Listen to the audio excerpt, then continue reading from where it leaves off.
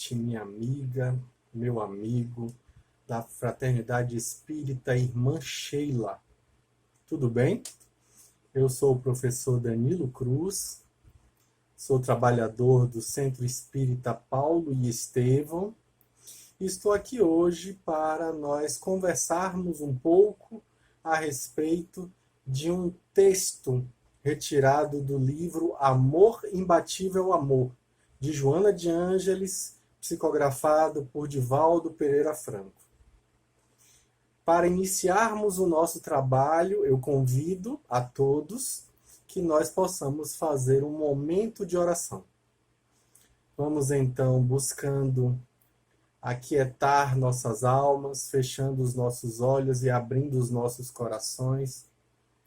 Elevemos os nossos pensamentos e sentimentos ao alto, buscando na figura excelsa do Mestre Jesus a inspiração de que necessitamos para nos tornarmos abertos, receptivos, permeáveis à mensagem benfazeja da doutrina espírita. Mestre Jesus, nossos corações transbordam em gratidão pela oportunidade que temos hoje de comungar contigo e com os teus mensageiros dessa mensagem maravilhosa que regenera e esclarece. Alumia nossas consciências, nos trazendo capacidade de compreensão, ajudando-nos a vencer as nossas limitações e as nossas imperfeições, com a finalidade de verdadeiramente vivenciarmos os teus ensinamentos onde quer que estejamos. Que as tuas bênçãos e o teu amor possa ser por nós percebido, visto ser ele incessante em nossas existências. Sê conosco agora e sempre, Mestre. Que assim seja. Maravilha! Vamos então falar um pouquinho sobre o texto de Joana.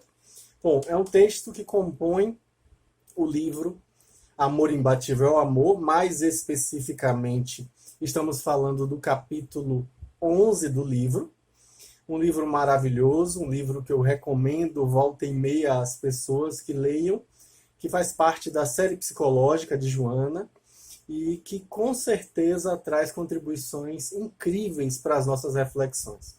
Como sempre tenho falado, Joana de Ângeles é um espírito que consegue uma profundidade tamanha que, dizendo pouco, ela com certeza consegue abarcar muita coisa. Então, é sem dúvida alguma um texto que traz muito subsídio para nosso aprimoramento pessoal, ampliando o nosso autoconhecimento, nos ajudando a perceber os nossos potenciais e caminhos para despertá-los. Nesse capítulo, especificamente, ela versa sobre a questão das fugas e da realidade. Aí, debruçando no texto, a gente vai perceber que muitas vezes nós nos vemos exatamente inseridos naquilo que Joana vai trazer como ensinamento para a nossa reflexão. Ela já começa falando sobre o processo de individualização do ser. Confesso que quando lia, eu imaginava que ela estava se referindo especificamente ao processo de individuação, que segundo Carl Gustav Jung, psicólogo, criador da psicologia analítica, que foi inicialmente descendente de Freud, mas depois se tornou um dissidente dele, e trouxe, sem dúvida, uma visão muito diferente do seu mestre, contudo, com a contribuição talvez até maior. O que é que a gente vai ver? Que a própria Joana faz questão de, em diversos momentos, colocá-lo como sendo o escafandrista da alma humana, aquele que profundamente alcança o âmago do ser, os escaninhos da alma, né, os refolhos do espírito imortal. E aí, com isso, ela vai colocar a contribuição que ele trouxe como sendo padrão ouro para a nossa reflexão a respeito do autoconhecimento tão propagado nas doutrinárias espíritas e tão trazido à baila pelos textos espíritas em geral. Então nós vemos lá na obra de Joana, ela iniciar falando sobre a questão da individualização do ser, que é uma das traduções. Antigamente, as traduções falavam do processo de individualização. Só que os tradutores mais recentes têm utilizado o termo individuação. Por que se trata isso, Danilo? Vamos lá, vamos falar um pouquinho sobre o que é esse processo de individuação. Para Jung, contrapondo a visão da maioria dos psicólogos da sua época, o ser humano não nasce individual e vai gradativamente se socializando, se coletivizando. Para ele é exatamente o contrário. Nós nascemos coletivos e vamos gradativamente nos tornando indivíduos. Olha que interessante essa visão, né? Então, para os outros psicólogos, por exemplo, Piaget, nós nascemos e vamos gradativamente nos socializando. Nós saímos de um egocentrismo, de um individualismo, para um processo de socialização e, portanto, coletivização. Só que para Jung, nós nascemos e não temos a capacidade de tomar nossas próprias decisões, fazer nossas próprias escolhas. É o outro que escolhe por nós. Seja a nossa mãe, seja o contexto onde nós vivemos, por exemplo, a moda da época, a cor da roupa que usa, o tipo de alimento que consome, esse tipo de coisa que vai sendo escolhida pelo entorno, pela cultura, pelas pessoas ao nosso redor, e gradativamente, à medida em que vamos crescendo, vamos tomando para nós a responsabilidade de fazer nossas próprias escolhas. A esse processo Jung chamou de individuação. Como eu disse anteriormente, alguns tradutores traduziram para o português como individualização, apesar de que essa tradução não é bem apropriada, conforme visto pelos tradutores posteriores. Então eles passaram a usar o termo individuação, que não é tornar-se individual, é tornar-se indivíduo. E aí com isso a gente vai ver que esse indivíduo vai tomando a responsabilidade de fazer suas escolhas e de arcar com as consequências, né, das escolhas que fazem. Então a gente vai gradativamente se tornando indivíduo. E esse é um processo, segundo Jung, que é contínuo, que segue adiante. No início dos seus textos, das suas visões a respeito do tema, fica um pouco nublado, assim, fica obnubilado, se realmente ele estava falando que desde que nascemos vamos nos individuando. Porque ele fala dessa individuação a partir do momento da crise da meia-idade, que é a chamada metanoia. Aquele momento da vida em que você se questiona seu significado existencial. Vamos ver na crise da meia-idade. Antigamente, a partir dos 35, 40, hoje isso se estende mais, até porque a expectativa de vida aumenta. Então, obviamente, que a noção de meia-idade também vai ser proporcional a isso. Mas está algo em torno aí de 35, 55 anos. É o momento em que a gente vai ver as pessoas, por exemplo, ruírem relacionamentos longos, casamentos longos, pessoas que vão mudar de profissão, abandonar cargos robustos para trabalharem para si mesmos, vão ser dono de uma pousadinha no Vale do Capão, vão surfar em Itacaré, vão fazer uma outra atividade completamente diferente do que estava posto. A gente vai ver muita gente procurar fazer uma segunda graduação justamente nessa época, ou até uma primeira graduação que não tiveram a oportunidade de fazer antes. Ou seja, é o momento em que a vida não vivida eclode. A vida não vivida começa a chamar atenção. É aquela história de que a gente quer viver a vida não vivida.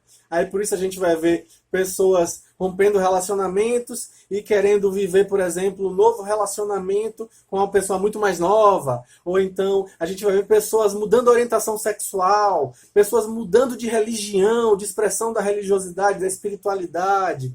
Então são formas de viver essa vida não vivida que continua viva dentro de nós, que nesse momento eclode. Então, quando Jung vai falar da individuação, parece que ele está se referindo a esse momento. E aí, lá no fim dos textos, do fim da vida dele, é que a gente vai perceber, como também vemos nos pós-jungianos, nos seus descendentes, essa visão de que, na verdade, a individuação acontece desde o nascimento, na verdade, né? A gente vai gradativamente se tornando indivíduo à medida em que amadurece. E isso não para em momento nenhum da vida.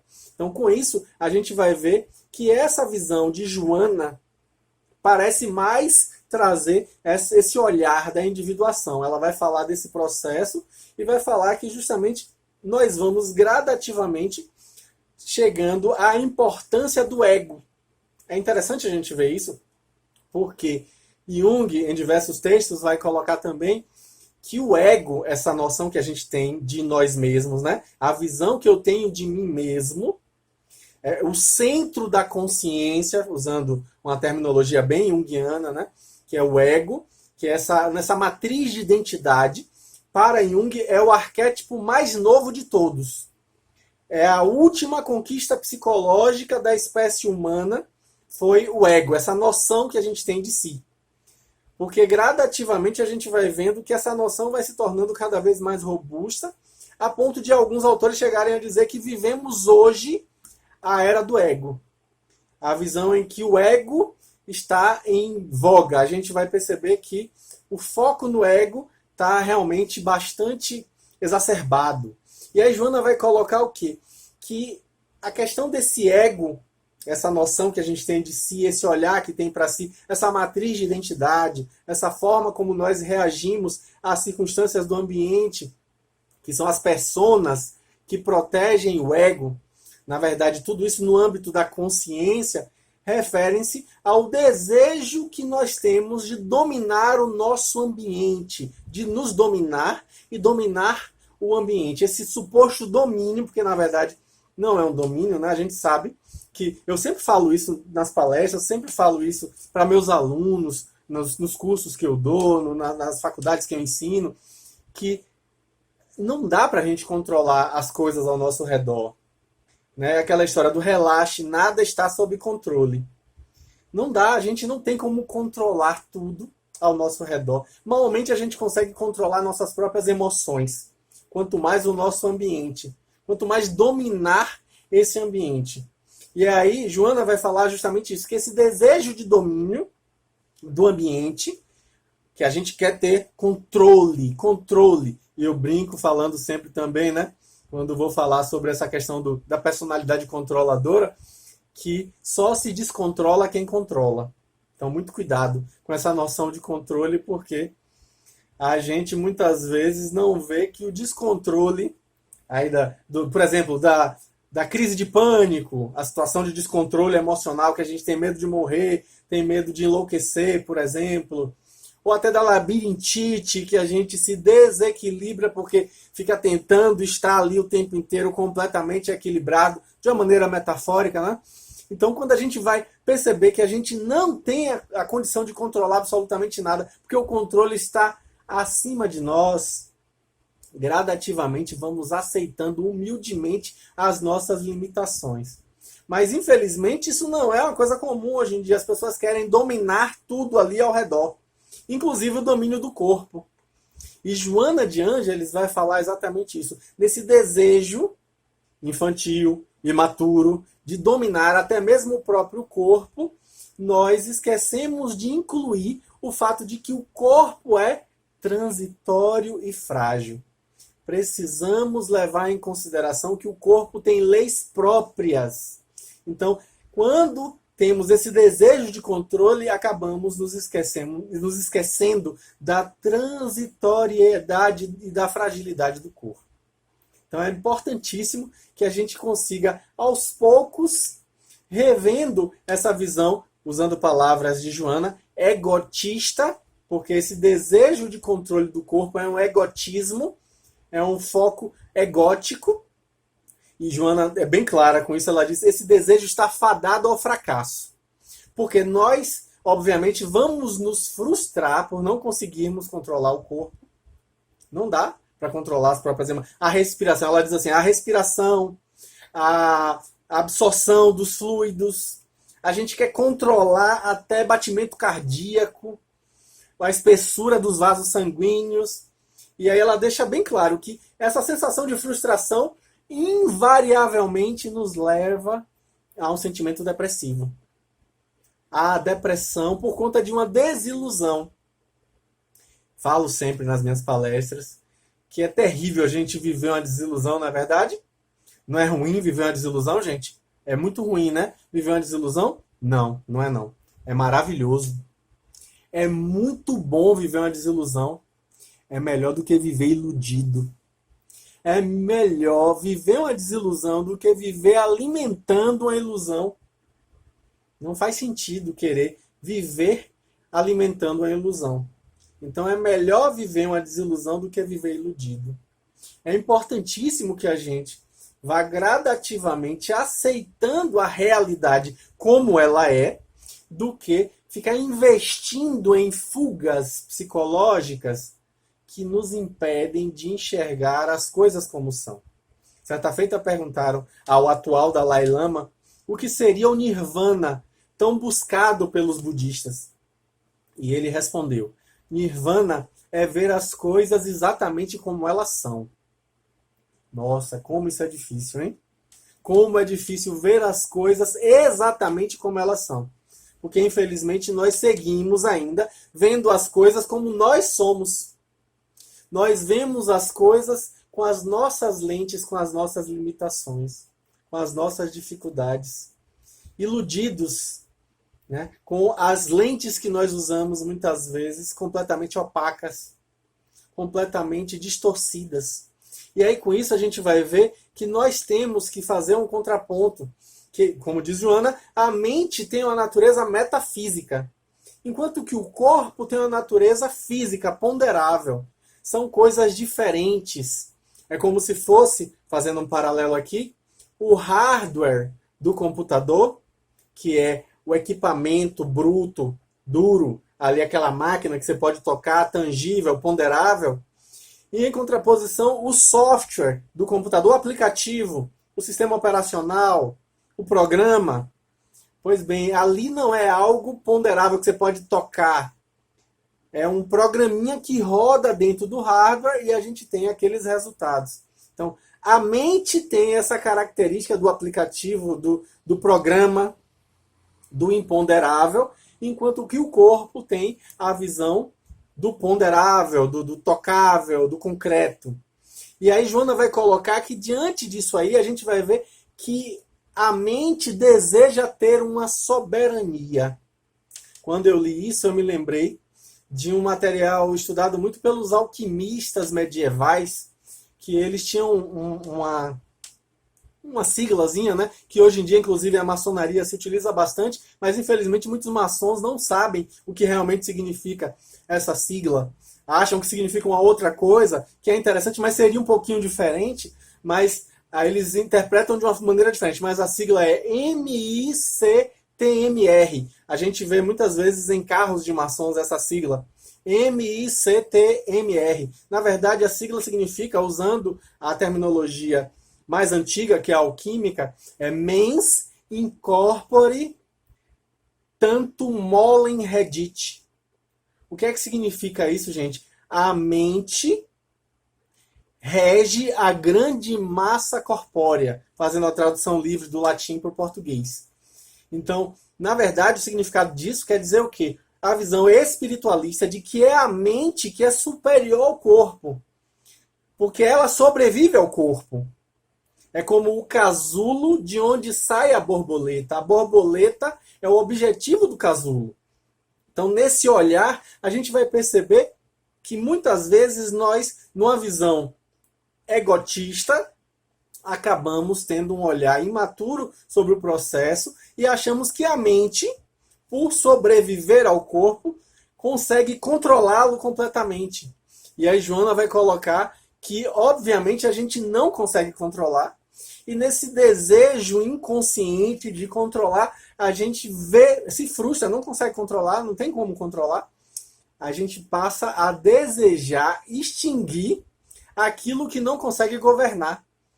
E aí Joana vai falar que esse é o processo de depressão que muitas pessoas vivenciam, por conta da frustração em não conseguir controlar o próprio organismo. Aí as pessoas criam um mecanismo inconsciente de autopunição que vai levar a essa depressão. Essa circunstância de lutar contra si mesmo, sentir raiva de si mesmo, criar ódio por si mesmo, o tempo inteiro numa atitude negativa consigo. E aí com isso, obviamente, vamos ver que a pessoa acaba entrando em mais um processo de ilusão. É importante lembrar, como diz Joana no texto, que a mente não depende do corpo, óbvio, né? Frente à morte, a gente vai ver, como diz Joana novamente, que o ego vai gradativamente esmaecendo, ou seja, vai se dissolvendo essa visão de ego a que a gente se apega à forma como a gente se vê, né? Isso, aliás, é um grande limite ao processo de evolução, ao processo de libertar espiritual, porque a gente passa a acreditar que é aquilo mesmo e se apega à visão que tem de si mesmo. Não, eu sou desse jeito. Aquela história da síndrome de Gabriela, eu nasci assim, eu cresci assim, você sempre assim. E aí nessa história o tempo inteiro fica ali aferrado, preso àquela visão, empedernido naquela perspectiva e não consegue se libertar, não consegue exercitar outras formas de ser, não consegue experimentar outros modos de existir, não consegue usufruir de um vasto repertório que está à nossa frente. E com isso não muda, justamente porque está apegado ao modo de existir. E aí é interessante a gente perceber que Joana vai colocar o quê? Que a gente vai, quando a gente morre, vai se desapegando do corpo. A experiência do morrer gradativamente, em diversas encarnações, vai levando esse ego a se esmaecer, vai diminuindo, ou seja, a desencarnação tem, entre aspas, aí, esse efeito colateral. O ego vai esmaecendo, a gente vai se desidentificando daquilo que acredita que é, para passar a ser outras coisas. E aí, gradativamente, vamos nos abrindo para o altruísmo, para a fraternidade, para nos interessar pelos outros, né? Para gradativamente desfocar de si mesmo para focar no outro. Estancar os passos nos nossos interesses pessoais para nos interessarmos pelos outros, por outras possibilidades que incluam os outros ao nosso redor. E aí, com isso, ela vai dizer o quê? Que é curioso perceber, de maneira bem infantilizada, que o ego inveja o corpo, porque o corpo não se lhe submete. O corpo não se submete ao ego. E aí, porque não se submete ao ego, o corpo é invejado pelo ego. O ego inveja o corpo. E nessa inveja, a gente vai sendo convidado gradativamente a ampliar o significado da existência corporal. O significado da minha vida não é meu corpo. O significado da minha vida é muito mais do que isso. Então, o convite, como diz Joana, é ir gradativamente caminhando para se desidentificar dessa visão equivocada da vida, de que eu sou o meu corpo. Não, eu tenho um corpo, eu sou um espírito imortal. Se eu vou gradativamente tomando essa consciência, as coisas mudam. Leon Denis coloca muito bem no livro O Problema do Ser, do Destino e da Dor, que na medida em que nós vamos nos assenhorando da verdade de que somos seres espirituais, que estamos encarnados na Terra, isso vai fazendo com que as mazelas sociais vão se dissolvendo gradativamente, porque vamos ter uma outra visão a respeito da vida. Vai ser outra lógica, outra perspectiva. E aí Joana vai dizer que o ser humano está fadado à glória solar. Eu adoro essa expressão dela, né? Ela fala que nós estamos fadados à glória solar. E aí vamos, aos poucos, nos libertando das couraças. Ela usa um termo da bioenergética, que é uma das correntes da psicologia, inclusive das quais eu me interesso bastante, que invoca justamente a possibilidade de tratamento psicológico através do olhar para o corpo, para o organismo. E aí ela vai falar disso, de que gradativamente vamos nos libertando dessas couraças à medida em que vamos percebendo que na vida vivemos vicissitudes momentâneas. E à medida em que a gente vai tomando essa consciência, vamos gradativamente nos utilizando dos recursos bioenergéticos, ó, a bioenergética aí, né, que são disponibilizados pelas modernas ciências da alma, palavras de Joana. Então, a gente vai ver gradativamente um convite para que a gente possa ir se despindo dessas tantas fugas nas quais a gente se identifica nesse momento.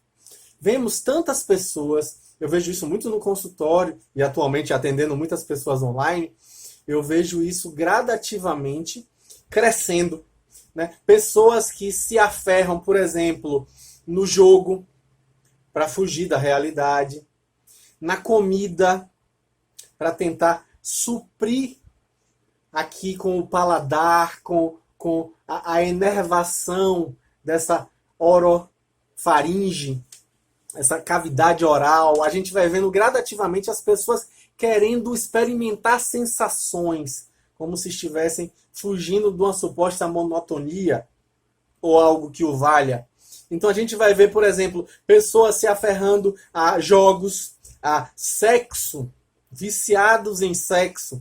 E aí isso inclui também a masturbação, isso inclui a pornografia. Tenho recebido cada vez mais pacientes que se identificam como pessoas com problemas com relação à pornografia, com adicção por pornografia, né? E a gente vai ver que isso vai gradativamente afetando a autoestima dessas pessoas, levando elas a uma visão completamente equivocada do conluio sexual. E isso, obviamente, que impacta, em geral, nas famílias, não só naquela pessoa pontualmente, né? Pessoas que, às vezes, buscam fugas também no trabalho. A gente, às vezes, acha que o trabalho, né, o trabalho dignifica o homem. Ou como diz Khalil Gibran, o trabalho é o amor feito visível. Contanto que a gente não exagere, contanto que a gente não exacerbe nessa atitude com relação ao trabalho. Porque quando o trabalho vira uma fuga, a gente vê isso no workaholic, né? Que ele para tirar férias, quando já é compulsório, aquela coisa, ele tem que tirar férias, aí ele vai e para. Aí o que ele faz? Vai fazer um curso para melhorar o trabalho. Ou vai fazer reforma de casa. Ou vai procurar alguma coisa, vai fazer intercâmbio cultural.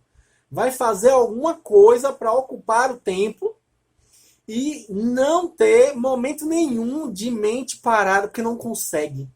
Não aguenta. Não aguenta fazer uma contemplação, uma meditação. Não aguenta aquietar. Não aguenta relaxar. Se mantém o tempo inteiro naquilo ali. Isso é uma fuga. A gente vê isso, inclusive, em pessoas que, às vezes, fogem da realidade, buscando no centro espírita um mecanismo de fuga. Aquela pessoa que vai para o centro espírita todo dia, todo santo dia, fugindo do contato com outras potencialidades, outras possibilidades, com cultura, arte, ciência, filosofia, o que seja. Mas, às vezes, ficam ali aprisionadas na visão religiosa, que vivem com fanatismo e não com um libertar realmente de consciência, não como um melhorar de relacionamentos. É mais ali um momento para ocupar a mente e fugir do contato com as dificuldades cotidianas que estão ali o tempo inteiro nos convidando para um bom trabalho, uma tomada de consciência, um autoconhecimento. Então, tudo isso faz parte. Hoje a gente vê também muita gente com fugas psicológicas na internet. As redes sociais, às vezes, levam muito do nosso precioso tempo e a gente, às vezes, até confunde likes com afetos, né? Acha que porque não recebeu muitos likes na tal publicação, ninguém gosta de mim. E aí fica nesse aprisionamento mental por conta das redes sociais. Há que se ter muito cuidado, né? As compras, e nesse período de pandemia a gente vê muita gente comprando o que não necessita. Lembram daquela frase que de vez em quando eu falo? A gente vive querendo comprar o que não precisa com o dinheiro que não tem para agradar quem não se importa. Que problema, hein? A gente precisa rever isso.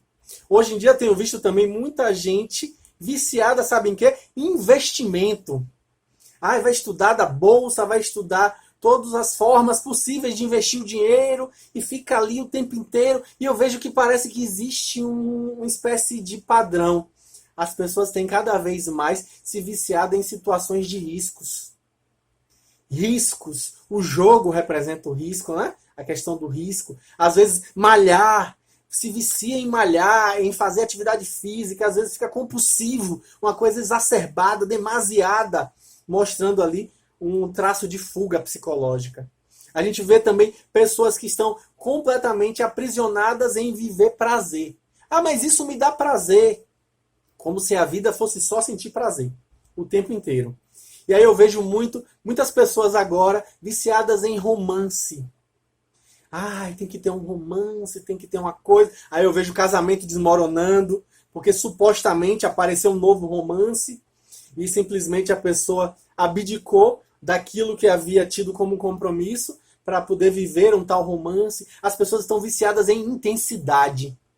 Não conseguem viver com tranquilidade no coração, um amor tranquilo, um amor leve, uma coisa boa, em paz. A gente não consegue paz, a gente quer intensidade, a gente quer emoção, a gente quer, né, viver sensações. E nessa história acaba perdendo grandes oportunidades de viver momentos de paz e tranquilidade. Que a gente insiste em dizer, eu quero paz na minha vida, mas às vezes a gente vai ver que não é bem isso que a pessoa quer.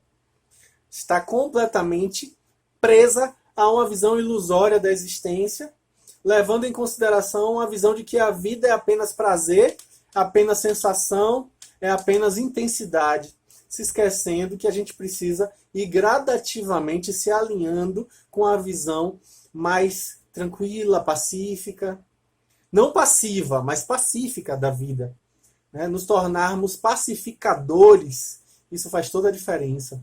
E aí com isso a gente vai ver que essas pessoas acabam vivendo um encarceramento. Porque a pessoa está aprisionada naquela ilusão, naquela visão distorcida. Os hindus usam a expressão Maya para falar que a vida é ilusória, que tudo é ilusão. Nós vivemos, na verdade, um grande sonho dos deuses. Então, essa visão vai fazer com que a gente vá gradativamente se desapegando das coisas para levarmos em consideração a necessidade de nos alinharmos com a nossa essência espiritual, que é o que realmente interessa. Então, é preciso que a gente saia dessa visão de que precisamos compensar as nossas próprias vidas, porque é isso, no final das contas, que a fuga significa, né? É uma compensação. É uma tentativa de acomodar as nossas ansiedades na existência, na realidade, na coisa concreta. A palavra realidade vem do grego res, que significa coisa. É daí que vem a palavra república, né? Res pública, ou seja, a coisa pública. Então, a realidade é a coisa concreta que a gente vive, a situação concreta onde nós estamos vivendo e que precisamos aprender a gradativamente a aceitar, a vivenciar, a ter uma visão resignada. E aí a resignação no sentido que Viktor Frankl trazia para essa palavra. Não é uma visão passiva, é uma visão ativa da resignação, porque resignação que significa literalmente ressignificar. E obviamente que isso exige muita coragem da gente, para ressignificar a realidade, ver um outro sentido naquela vivência, enxergar de uma outra forma. E assim gradativamente e percebendo que nós nos alinhamos com as leis divinas. Vamos passando a ver as coisas como elas são. E aí é importante lembrar que, como diz Joana, né, nessa atitude de manipulação, que a gente muitas vezes, tentando lidar com a realidade, a gente manipula, distorce a realidade. A gente encontra aí o quê? O infantilismo. A gente encontra aí um egocentrismo, usando o termo de Piaget, né? Que a gente acha que a gente é o centro do mundo e que todo mundo tem que nos servir. Que eu que tenho que sentir prazer, eu que tenho... E aí nesse culto ao eu, esse culto ao ego, a gente vai se esquecendo que o convite da vida é que a gente estanque os nossos passos frente aos nossos interesses pessoais para gradativamente irmos nos identificando como servidores do mais alto. A gente precisa lembrar que o nosso papel aqui é se tornar médium do amor do Cristo na Terra. Nosso papel aqui é, como diz Carlos Torres Pastorino no livro Minutos de Sabedoria, quem não serve para servir, quem não vive para servir, não serve para viver. Então é importantíssimo que a gente vá lentamente tomando essa consciência e principalmente nos alinhando com ela, agindo em conformidade, fazendo jus a esse convite, né, que nós temos todas as vezes que a gente lê texto espírita. A gente vai ter o convite à caridade, o convite ao amor desinteressado, à prática das virtudes. Tudo isso, com certeza, precisa ser levado em conta de maneira bastante apropriada. Finalizando minha fala, vamos lá aos livros espíritas, né? Vamos ao Livro dos Espíritos especificamente. E aí eu trago 3 questões do Livro dos Espíritos para a nossa reflexão final. A primeira é a questão de número 926 de O Livro dos Espíritos. Quando a gente vai ver lá, vai encontrar o quê? Que a gente muitas vezes cria para nós necessidades artificiais. E os espíritos falam que os males do mundo residem nessas necessidades artificiais que nós criamos para nós mesmos. E eles são muito claros lá, que mais rico é aquele que menos tem necessidades. Olha que fala importante aí. A gente investindo em suprir as nossas supostas necessidades, quando na verdade o mais rico de todos é aquele que menos tem necessidades. É preciso que a gente alargue olhares. Outra questão também importante para a gente estudar é a questão 932, quando a gente vai ver o quê? Que os espíritos colocam que os maus sobrepujam os bons, infelizmente ainda. Por quê? Porque os maus são audaciosos, olha que fala interessante, né? São intrigantes e audaciosos, enquanto que os bons são tímidos. Quando os bons quiserem, eles conseguirão sobrepujar os maus. Olha que fala interessante. A gente precisa ser mais audacioso. Muitas vezes a gente confunde a palavra audacioso com ambicioso, né? Não estou falando de ambição, de querer para si, numa visão egoísta da vida, não. Eu estou falando de audácia no sentido de ter coragem, para confrontar, para ir adiante. Então, a gente precisa construir isso. E aí, para finalizar, vamos lá na questão também do Livro dos Espíritos, a 909, que, aliás, eu adoro essa questão, que versa exatamente sobre o fato de que a gente, no fundo, não precisa de muita coisa para vencer nossas más inclinações. Os espíritos deixam muito claro, precisamos, na verdade, de muito pouco esforço.